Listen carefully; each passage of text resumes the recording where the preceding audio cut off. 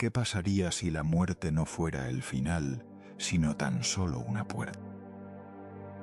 Y sí, hace miles de años, hombres y mujeres como tú y como yo bajaron en silencio a las entrañas de la tierra y regresaron transformados para siempre.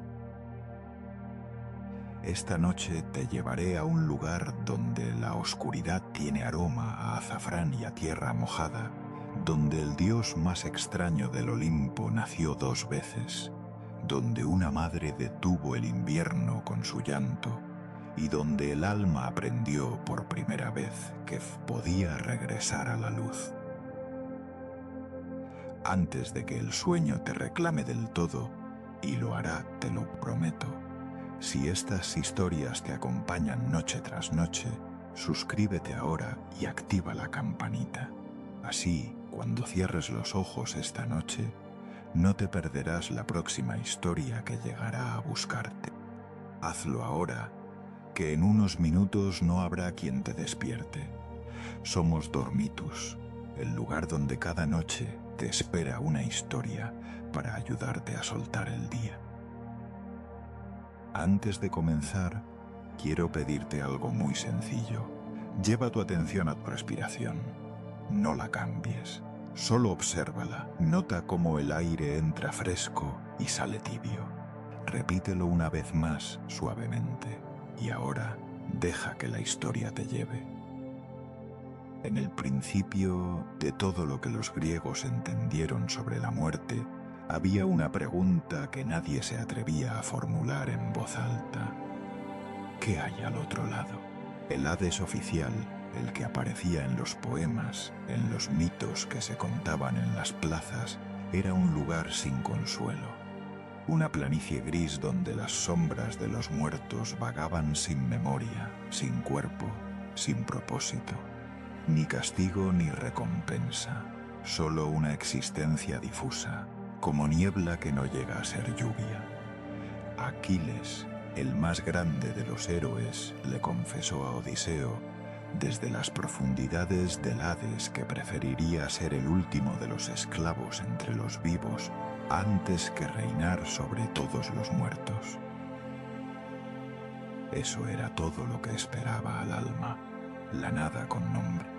Pero debajo de esa historia oficial, en los márgenes del mundo conocido, en las cavernas húmedas y en los templos perfumados de incienso, existía otra historia. Una historia susurrada. Una historia que prometía algo radicalmente distinto, que el alma podía despertar, podía recordar, podía regresar. Esa historia tenía 2 nombres, Dioniso y Eleusis. Comencemos con el más extraño de los dioses, el que nunca terminó de encajar en el mármol frío del Olimpo. Dioniso, el dios del vino y del éxtasis, de la locura sagrada y de la máscara, era conocido entre sus propios adoradores como el 2 veces nacido, y esa doble vida no era una metáfora, era, en el corazón de su mito, la clave de todo lo que los griegos intentaban comprender sobre la muerte y el renacimiento. La primera versión de su nacimiento era terrible y hermosa a la vez. Zeus, el padre de los dioses, se enamoró de una mortal llamada Sémele, hija del rey de Tebas. La amó con la intensidad arrasadora con que solo los dioses pueden amar, es decir, de un modo que transforma a fuego todo lo que toca. Pero Hera, la esposa de Zeus, celosa como solo puede serlo quien ha sido traicionada infinitas veces, urdió una trampa. Disfrazada de anciana, se acercó a Sémele y plantó en ella una semilla de duda. ¿Estás segura de que tu amante es realmente Zeus? ¿Por qué no le pides que se muestre ante ti en toda su gloria divina como lo hace ante Hera? Sémele, encinta ya de varios meses, se lo pidió. Zeus, que había jurado por el Estigia que cumpliría cualquier deseo de ella, no pudo negarse. Y cuando se reveló con su verdadera forma, el resplandor del rayo, la tormenta completa, la luz que no tiene límite. Semele se consumió en el fuego, pero el niño vivía. Zeus, en un gesto que solo los dioses podían concebir, tomó al bebé prematuro y lo cosió en su propio muslo. Lo llevó en su cuerpo como una madre lleva a su hijo, lo nutrió con calor divino, lo gestó en su carne hasta el momento del segundo nacimiento. Así nació Dioniso por segunda vez. 2 veces arrancado del borde de la muerte, 2 veces entregado a la vida. Y esa dualidad, muerte y regreso, caos y orden, locura y sabiduría, definiría a este dios para siempre. Pero los mitos más antiguos de Dioniso eran aún más oscuros, y en esa oscuridad guardaban el secreto más profundo. En la versión órfica, que era la versión que se susurraba en los círculos iniciáticos, los titanes, esas criaturas primordiales que existían antes de que el mundo tomara forma, atrajeron al niño Dioniso con espejos y juguetes. Lo atrajeron con la crueldad distraída con que a veces el mundo atrae a los inocentes, y lo desmembraron. El corazón de Dioniso fue rescatado por Atenea o, en otras versiones, por Deméter, antes de que los titanes pudieran destruirlo por completo. Zeus devoró el corazón, y de ese acto de amor imposible nació Dioniso de nuevo, reconstituido, entero, resucitado. Los titanes fueron destruidos por el rayo de Zeus y de sus cenizas, de esas cenizas que contenían en igual medida la maldad de los titanes y la chispa divina del Dioniso que habían consumido, surgieron los seres humanos. Esto era lo que los órficos, los seguidores de la tradición que llevaba el nombre del poeta Orfeo, creían sobre la naturaleza humana, que dentro de cada persona ardía una partícula de lo divino, atrapada en barro y carne mortal, esperando ser liberada. El alma no era simplemente humana, era, en su núcleo más íntimo, un fragmento de Dios. Y aquí es donde entra Orfeo, ese nombre que resuena con la fuerza de algo antiguo. Orfeo no era exactamente un dios, era algo más extraño. Un poeta, un músico, un hombre cuya voz tenía el poder de detener los ríos y hacer llorar a las piedras. Se decía que era hijo de Apolo y de una de las musas, y que su lira, el instrumento que le había regalado su padre, producía una música que atravesaba los límites entre los mundos. La historia de Orfeo y Eurídice la conocemos todos en sus líneas generales. El amor, la muerte súbita de la amada por la mordedura de una serpiente. El descenso al inframundo, la música que ablandó incluso el corazón de piedra de Hades y Perséfone, la condición casi imposible de subir sin mirar atrás, el momento en que Orfeo miró, la pérdida definitiva. Pero lo que importa aquí no es esa historia de amor. Lo que importa es lo que Orfeo trajo de vuelta del inframundo: conocimiento. Orfeo había visto el más allá. Había caminado por esos caminos grises donde las sombras vagaban sin nombre, y había aprendido lo que muy pocos habían aprendido, que había un modo de no perderse en la muerte, que había palabras, contraseñas casi, que el alma debía recordar para orientarse en la oscuridad. Soy hija de la tierra y del cielo estrellado. Mi linaje es celeste. Estoy seca de sed y perezco. Dadme a beber del agua fría que fluye de la fuente de la memoria. Estas palabras aparecen grabadas en laminillas de oro, pequeñísimas, como notas dobladas para un viaje muy largo, que los arqueólogos han encontrado enterradas junto a los muertos en la Magna Grecia, en el sur de Italia, en lugares donde la influencia órfica era más fuerte. Las laminillas eran instrucciones, un mapa para el alma. No bebas del río Leteo, el río del olvido. Bebe del río Mnemosine, el río de la memoria. Recuerda quién eres. Recuerda que eres divina y podrás regresar. Esta tradición, esta convicción de que el alma podía trascender la muerte y que había un modo de hacerlo, encontró su expresión más institucionalizada, más solemne y más antigua en un lugar llamado Eleusis. Eleusis era una pequeña ciudad a unos 22 kilómetros de Atenas, en la costa del Golfo Sarónico. No habría llamado la atención de nadie si no fuera por el templo que albergaba y por los rituales que se celebraban en él, rituales que se conocían como los misterios eleusinos y que durante casi 2000 años, desde al menos el siglo XV antes de nuestra era hasta el IV siglo de nuestra era, cuando el emperador cristiano Teodosio ordenó su clausura, constituyeron la experiencia religiosa más profunda e influyente del mundo occidental.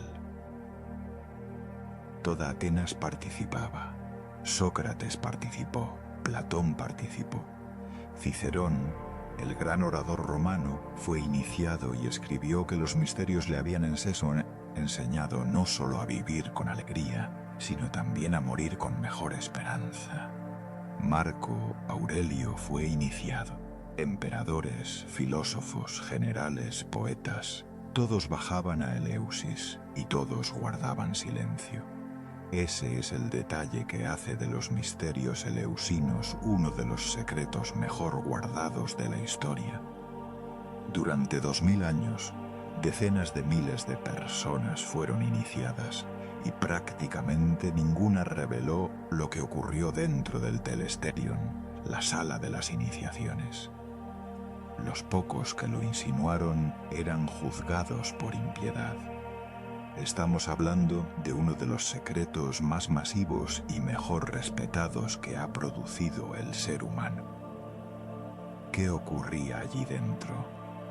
Lo que sabemos proviene de fragmentos, de alusiones, de los ataques de los escritores cristianos que intentaban desacreditarlo describiendo rituales obscenos.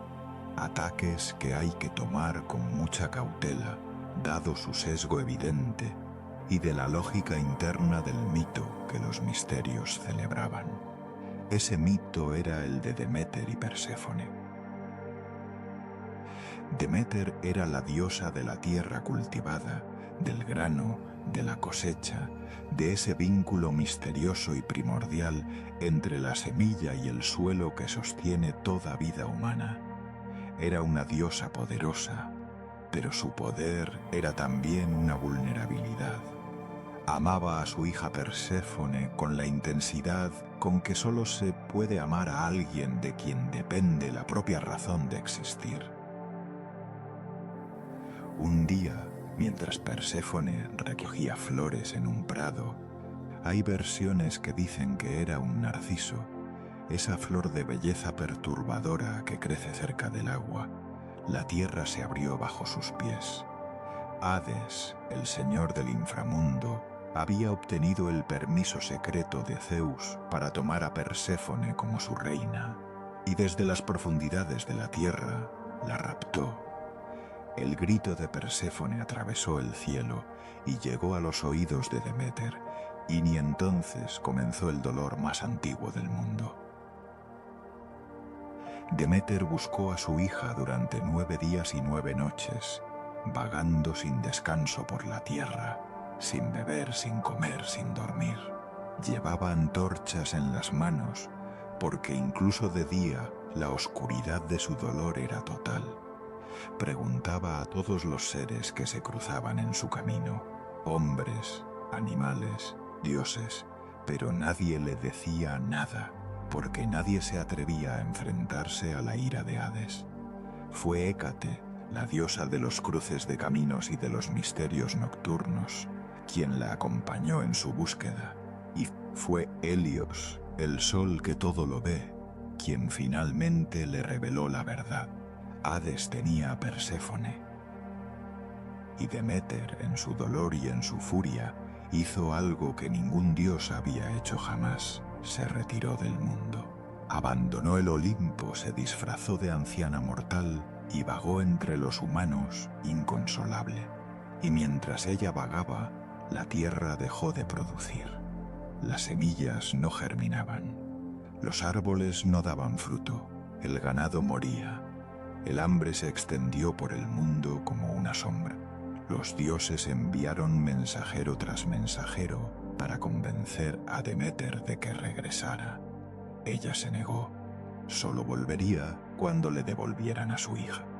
Zeus, obligado por la necesidad, porque si los seres humanos morían de hambre, nadie quedaría para ofrecer sacrificios a los dioses, y los dioses también se debilitarían, envió Hermes al inframundo con la orden de devolver a Perséfone. Hades, astuto como todos los señores de los imperios que no quieren perder sus adquisiciones, ofreció a Perséfone una granada antes de dejarla partir. Ella comió 6 semillas, o tal vez las comió sin saber lo que significaba, o tal vez las comió sabiendo exactamente lo que hacía, porque algo en ella ya había cambiado en las profundidades del inframundo y ya no era completamente la misma Perséfone que había recogido flores en el prado. Las semillas de granada la ataban al inframundo. Quien come en el reino de los muertos pertenece en parte al reino de los muertos. Por eso, aunque Deméter recibió a su hija con una alegría que hizo florecer instantáneamente la tierra, esa es la primera primavera. El regreso no podía ser completo. Se llegó a un acuerdo. Perséfone pasaría parte del año con su madre en el mundo de arriba y parte del año en el inframundo con Hades. Algunos dicen que 6 meses arriba y 6 abajo. Otros que 4 meses en las profundidades y 8 en la luz. Y así nació el ciclo de las estaciones. Cuando Perséfone regresa, Deméter se alegra y la tierra florece. Cuando Perséfone desciende, Deméter llora y la tierra duerme. Pero más allá de la explicación cósmica de por qué existen el invierno y la primavera, había en este mito algo profundamente más importante para quienes se iniciaban en Eleusis. Perséfone había muerto, había descendido al reino de los muertos y había regresado. No intacta, transformada, pero había regresado.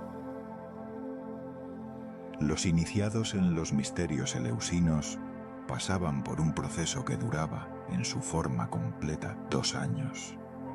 Comenzaba en Atenas con los misterios menores, en el mes de febrero, y culminaba con los grandes misterios en septiembre. Durante los grandes misterios, miles de iniciados hacían a pie el recorrido de 22 kilómetros desde Atenas hasta Eleusis.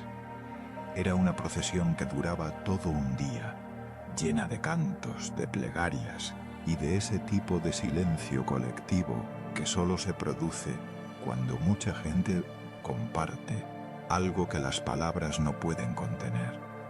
Los iniciados llevaban el emblema de Dioniso, el báculo de hinojo, y se cubrían la cabeza con mirto, la planta asociada a los muertos y a los amantes. Llegaban a Eleusis de noche, y lo que ocurría dentro del telesterión, esa sala enorme que podía albergar a miles de personas en total oscuridad, es lo que guardaron en silencio. Sabemos que había 3 fases: lo que se hacía drómena, lo que se mostraba deicnímena y lo que se decía legómena. Había ayuno. Había una bebida especial llamada kikeon, una mezcla de agua, cebada y menta, y posiblemente, según algunas investigaciones recientes, algo más. Había visiones. Había un momento de iluminación que los iniciados describían en los fragmentos que nos quedan, como algo que cambiaba fundamentalmente su relación con el miedo a la muerte. Cicerón lo describió con una claridad que persiste 2000 años después. Los iniciados aprendieron a vivir con alegría y a morir con mejor esperanza. Píndaro, el poeta, escribió: «Bienaventurado aquel que ha visto esto antes de descender bajo la tierra. Conoce el final de la vida, conoce también el comienzo dado por Zeus». Y Sófocles dejó estas palabras: «3 veces bienaventurados los mortales que, tras contemplar estos ritos, llegan al Hades. Para ellos solos allí hay vida, para los demás todo es desgracia». No estaban hablando de una metáfora. Estaban hablando de algo que habían experimentado en la oscuridad del Telesterion. Algo que les había dado la certeza, no la fe, sino la certeza experiencial de que el alma no se extinguía con el cuerpo. Pero el mundo de los misterios eleusinos y el mundo de Dioniso no eran universos separados. Se entretejían de maneras que los especialistas aún debaten, pero que para el iniciado antiguo eran perfectamente coherentes. Dioniso era el dios que había muerto y regresado. Dioniso era el dios del vino y del éxtasis, del momento en que el ego se disuelve y algo más grande que uno mismo irrumpe desde el interior. Dioniso era el dios que gobernaba ese espacio extraño entre la vigilia y el sueño, entre la cordura y la locura sagrada, entre la identidad fija y la fluidez del ser. Los seguidores de Dioniso, las Ménades, las mujeres que corrían por las montañas en estado de trance durante las celebraciones dionisíacas, no buscaban simplemente embriagarse, buscaban lo que los griegos llamaban entusiasmos, tener al dios dentro, ser poseídas por algo más grande, salir de sí mismas. Y en ese salir de sí mismas, en esa pequeña muerte temporal del ego, encontraban una anticipación de la gran muerte y de lo que podía haber después.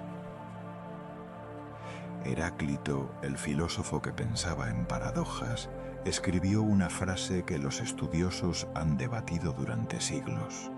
Hades y Dioniso son el mismo. La oscuridad del inframundo y el éxtasis del dios del vino compartían algo fundamental. Ambos disolvían los límites del yo ordinario. Ambos prometían, en esa disolución, una forma de conocimiento que la mente racional no podía alcanzar sola. Hay una historia dentro de la historia de Dioniso que ilumina todo esto con una claridad particular. Dioniso, el dios que había nacido 2 veces y había sido desmembrado y reconstruido, no era reconocido como dios en su propia tierra. Los mitos narran sus viajes por los confines del mundo, a Egipto, a Asia, a la India, a las islas del Mediterráneo, viajes en los que enseñaba el cultivo de la vid y los misterios del éxtasis a los pueblos que encontraba, pero también viajes en los que era constantemente rechazado, burlado, perseguido, subestimado. En Tebas, su ciudad natal, el rey Penteo se negó a reconocer a Dioniso como dios, lo encadenó, lo encarceló, lo trató como a un charlatán, y en las Bacantes de Eurípides, uno de los textos más perturbadores y fascinantes de toda la literatura griega, vemos cómo ese rechazo se convierte en tragedia. Dioniso no se venga con violencia directa, se venga de un modo más sutil y más terrible.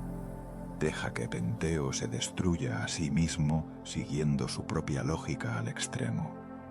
Pero lo que nos importa aquí es otra parte de esa historia, la entrada de Dioniso en el Olimpo. Durante mucho tiempo, Dioniso fue el dios sin sede fija, el dios errante, el dios de los márgenes. El Olimpo tenía 12 dioses y ese número era perfecto y cerrado. No había lugar para un recién llegado. Pero hay una tradición que dice que Dioniso finalmente fue admitido en el Olimpo y que lo fue gracias a un gesto de humildad extraordinario. Cedió su lugar a Hestia, la diosa del hogar, que había decidido renunciar a su asiento en el consejo de los dioses para mantener el fuego sagrado. Dioniso ocupó su lugar, pero el precio fue la aceptación de una paradoja. El dios más salvaje, el dios del caos y el éxtasis, llegó al Olimpo por la puerta más silenciosa. El dios que más veces había atravesado la muerte fue el que completó el círculo de los dioses. Y aquí llegamos al núcleo de lo que estos cultos, estos misterios, estas tradiciones susurradas estaban intentando transmitir. La muerte no era el enemigo, la muerte era el maestro. No el maestro que buscas, no el que te resulta cómodo, no el que te confirma en lo que ya sabes, sino el maestro que te desmembra, como los titanes desmembraron a Dioniso, y que en ese desmembramiento te obliga a descubrir qué parte de ti es indestructible. El catabasis, la bajada al inframundo, era en la literatura griega el viaje por excelencia. Heracles bajó, Odiseo bajó, Orfeo bajó, y en todos los casos, el que bajaba no era el mismo que el que subía. El inframundo no te destruía, te revelaba. Los misterios eleusinos eran, en cierto sentido, una catabasis controlada, un descenso ritual, simbólico, pero profundamente real en sus efectos psicológicos, a la oscuridad de la muerte, y un regreso que traía consigo una nueva comprensión de lo que era la vida. El iniciado que salía del telesterión al amanecer, porque las visiones ocurrían de noche y el regreso a la luz era al alba, no era exactamente el mismo que había entrado la noche anterior.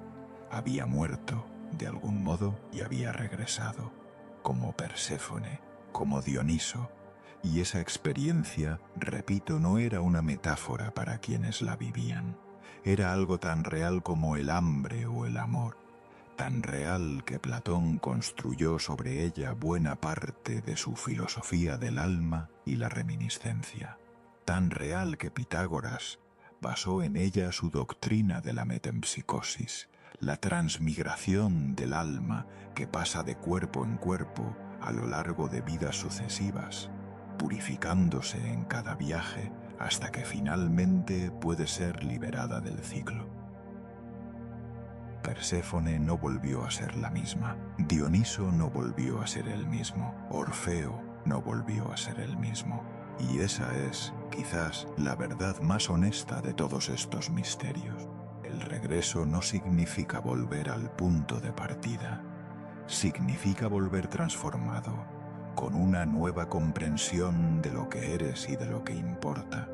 La semilla que muere en la oscuridad de la tierra no regresa como semilla.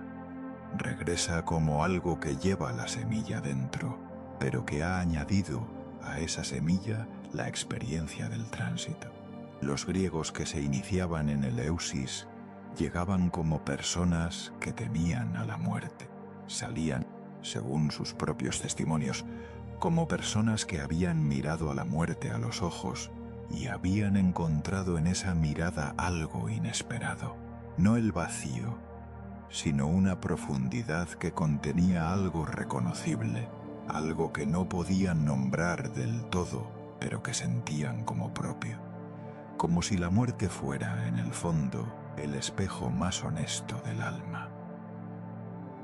Y los cultos continuaron durante generaciones, durante siglos, las Ménades corriendo por el monte Citerón bajo las estrellas, los iniciados caminando en silencio hacia el Eusis con sus antorchas, los filósofos órficos enterrando a sus muertos con laminillas de oro y palabras para recordarles, en el umbral de la oscuridad, que no debían olvidar quiénes eran.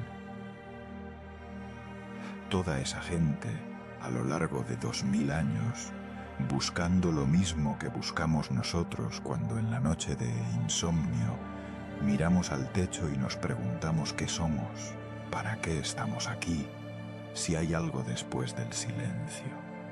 No tenemos sus respuestas, pero tenemos sus preguntas. Y las preguntas son muchas veces más valiosas que las respuestas, porque las preguntas te mantienen despierto o en noches como esta te dejan por fin descansar. La historia ha terminado y tú has llegado hasta aquí, lo que significa que o eres muy valiente o que el sueño aún no ha terminado de reclamarte. Si estás en el segundo caso, no te preocupes, te está esperando. Cierra los ojos. Siente el peso de tu cuerpo sobre la cama. Siente cómo la oscuridad a tu alrededor no es el vacío del Hades sin memoria, sino el silencio cálido de quien sabe, aunque no pueda explicarlo, que mañana habrá luz. Deja que los misterios hagan su trabajo esta noche. Buenas noches. Y si todavía estás despierto y tus ojos se niegan a cerrarse, no desperdicies ese tiempo. Dale like, deja un comentario o escucha otra de nuestras historias. El sueño llegará, siempre llega.